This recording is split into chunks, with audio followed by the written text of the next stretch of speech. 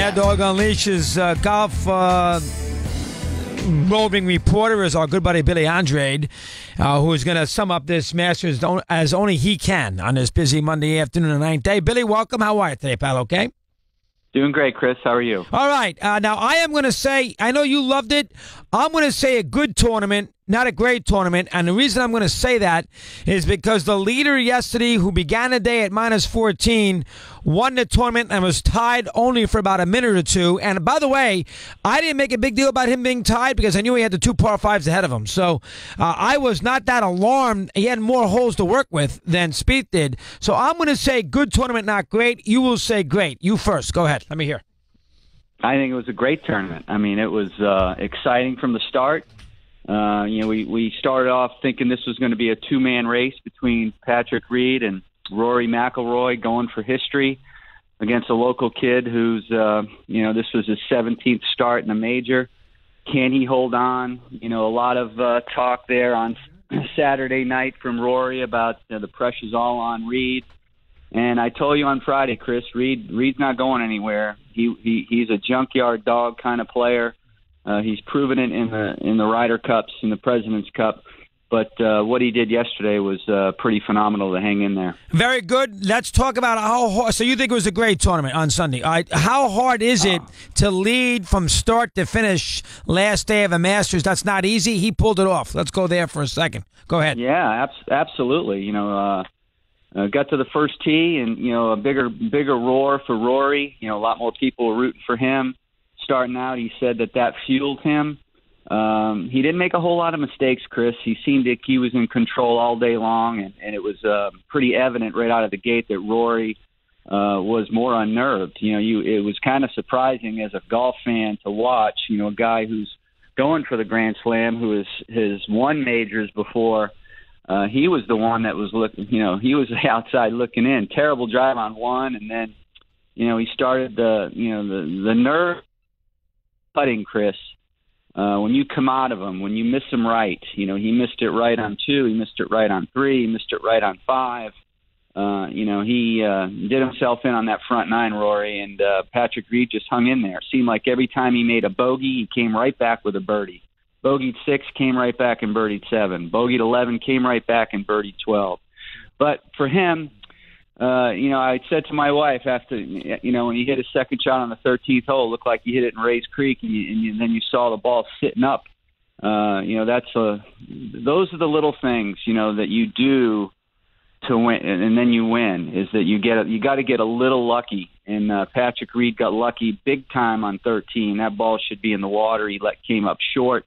He was lucky to get out of there with a par, and then he comes right back and birdies 14. So he rode that ship well, and then you have Jordan Spieth just coming out of nowhere. He said starting out that this was going to be a stress-free day, and then by the time he birdied the 5th hole, now all of a sudden he's making a charge, and it was an unbelievable charge. I mean, what he did, and the birdies that he made on the back 9.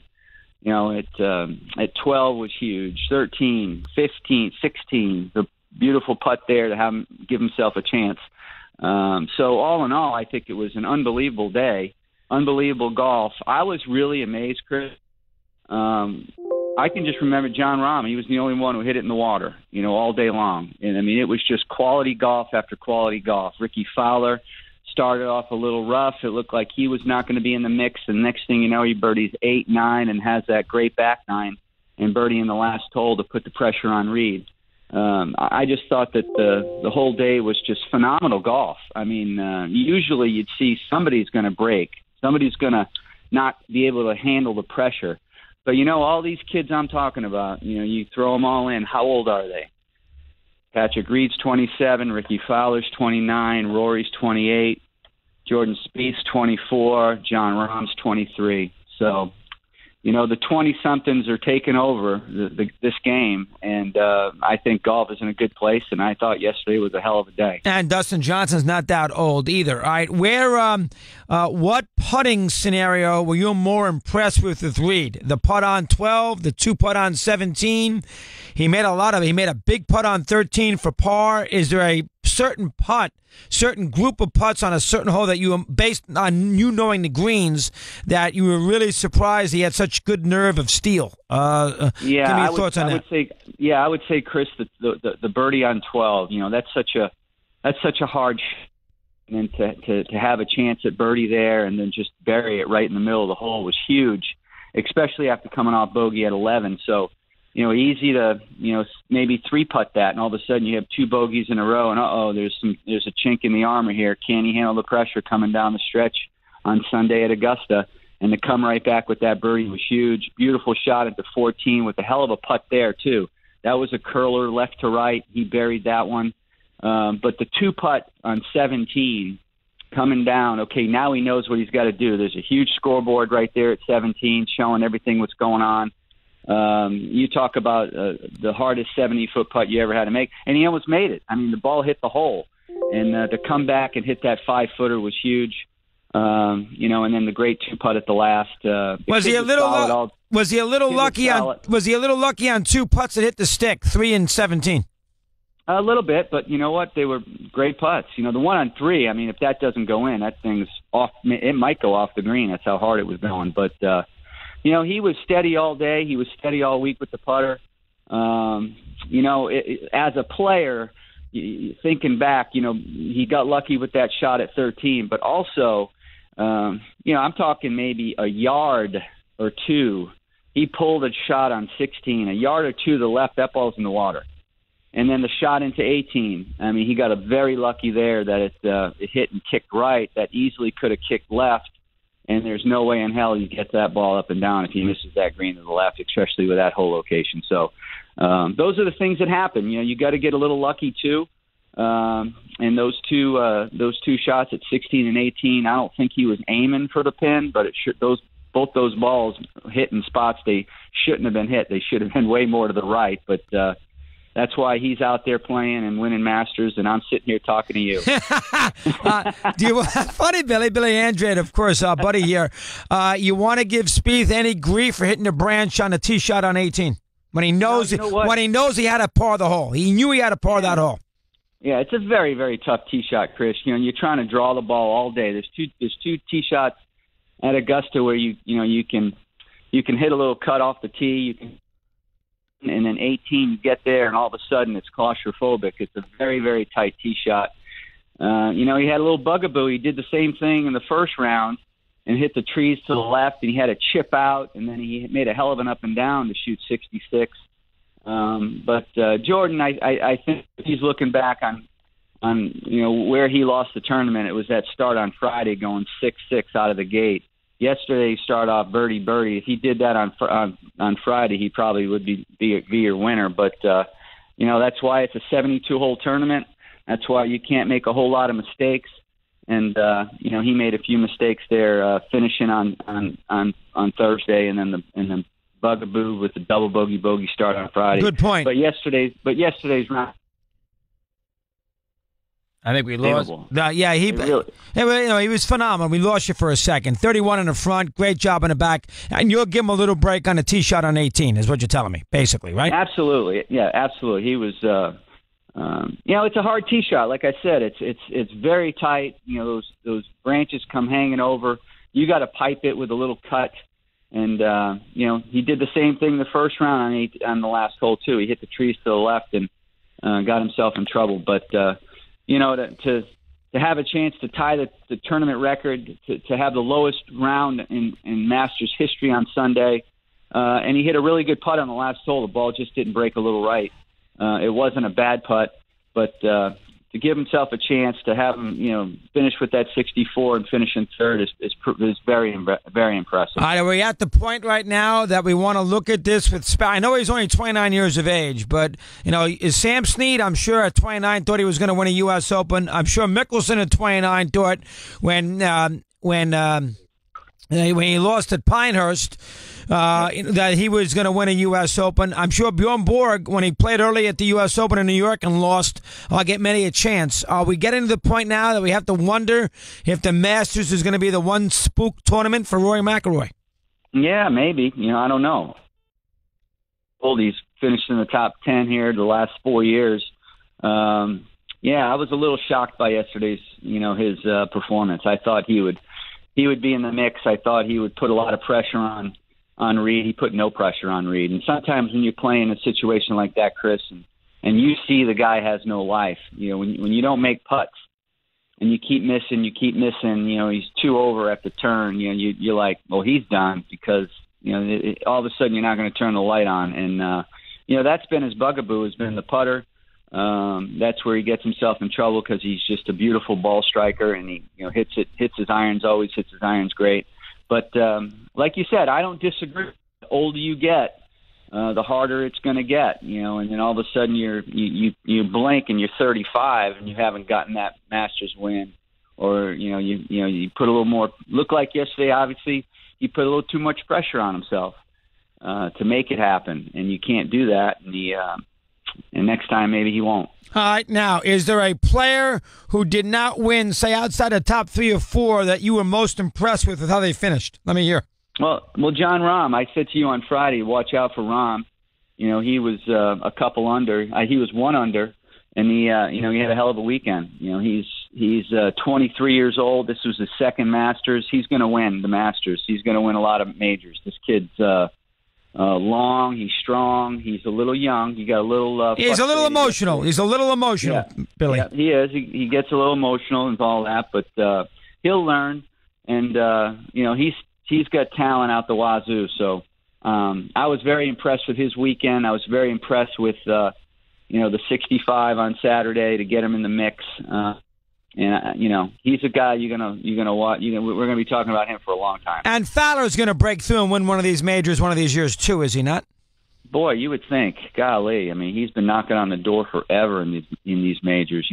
Great weekend, 60, 65, 67, lowest 36 weekend of anybody this week. I like the way he showed me a little moxie yesterday, Chris. He had his head down there in the front 9. He bogeyed 5. He didn't make any birdies, and all of a sudden, he's got a putt that he really needs to must make on 8 for birdie. He makes it. Birdie's 9. And then, 12, 13, 15, and the great birdie at the last. Being 1 over through 7, that was his demise of not winning. But, Chris, the kid's been playing great for a long time. He's been knocking on the door. He's got no weakness. When he gets that putter hot, he's right there. I was a little surprised with his interview after. He said, yeah, a few years back, I was top 5 in all the majors. Maybe I can do that again. I would think that, you should.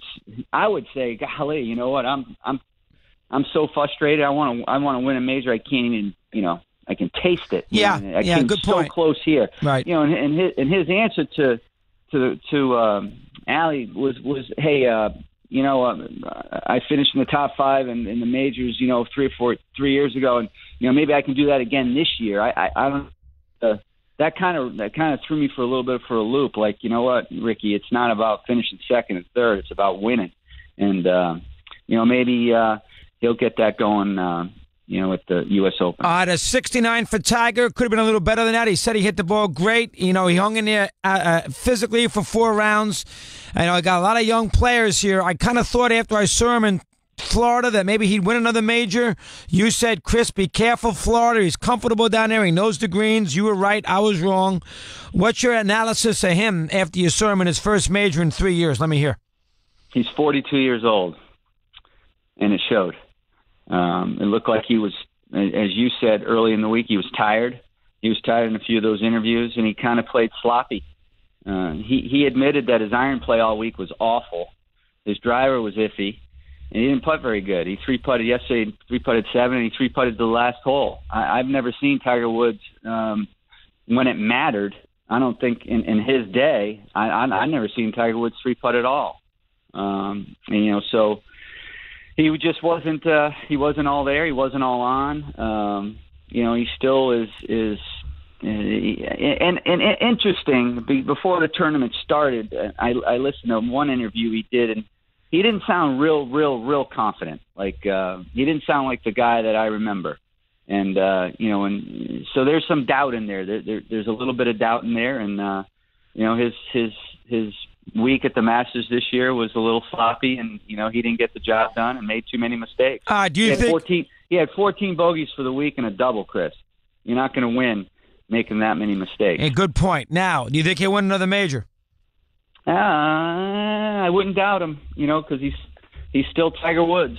I would have told you a year ago that, with his body that, I don't know if he can contend, but it all depends if his body holds up, Chris. If the back holds up and he doesn't re-injure something, and he keeps keeps playing and keeps getting more competitive rounds in because he missed so much for so long, he can have a chance to win. But I don't know if his body can hold up. That's the big question. And what one of these young behemoths that we have right now is going to love Shinnecock? What Shinnecock is? What kind of course that suits what player here the next major? Let me hear your thoughts on that for a sec. I played the U.S. Open in '95. Corey Pavin won, who was a unbelievable ball striker of, moving it left, moving it right, and keeping it in play. And I think that when you think of moving it left, moving it right, and keeping it in play, Spieth, Ricky Fowler's right there, Jordan Spieth's right there, Patrick Reed's right there. It's not a bomber's course, though they've added tees and it's a par 70 instead of 72 back in my day. I can still remember Shinnecock being, you got to keep the ball in play off the tee. You got to drive it straight, and the greens are very undulated, and, you have to have a lot of imagination, a typical New England, Northeast kind of golf course. So those guys right there I mentioned all have a chance. It's not just a bomber's course. The last couple U.S. Opens at Erin Hills and Whistling, or what was the other place out there in Chambers Bay? Yep. Yeah, that was more of a bomber's delight. And this is getting back to the traditional U.S. Open setup sort of style that I remember. This is like going back to Marion. Justin Rose would be a guy that he won there. He can win at Shinnecock. So the last time was at Shinnecock. Retief Goosen won. I remember they lost the greens on Sunday. Yep. Got a little out of control with the wind and the weather. They all know that, but I think Shinnecock's a fantastic venue. 86, Ray Floyd won there. That was his big comeback win. And I think this year, being Shinnecock, being the chance that it's more than just a slew of players that can win. It could be a big group of guys that have a chance. And one last thing on Reed, he's going to win multiple majors. He's this good, correct? He is this good. 4 years ago, Chris, he won the World Golf Tournament down at Doral, and he said he's one of the top five players. He got killed for that. Yes, he did. He did. Well, he should have at the time. I mean, it's 2014, and it's his first win, and he comes out and he says he's one of the top five, best players in the world. That's what he believes. The kid's got a lot of confidence, and he proved yesterday that he's in an elite group. It's not easy to win majors, and especially the Masters, and he kind of did it pretty easily. It seemed like he didn't get rattled, and he came through, which is pretty amazing. He led the week in birdies. He had 22 birdies, and he had 2 eagles, Chris. He only had 11 bogeys. No doubles. He led in greens and regulation. When you do that, you're going to have a great chance to win. Good job. And, hats off to him. It was a hell of a win for the kid. All right, we will talk to you right before Shinnecock. I'm going to go play that dopey course again long before. I'll shoot a 74 or 75. I'll let you know how hard it is. How's that sound? Okay. I want to watch that. Yeah, so does everybody. I'll see you soon, Billy. Well done. Appreciate it today. All right, take care, Chris. Billy Andrade. We continue here on Mad Dog on Lean.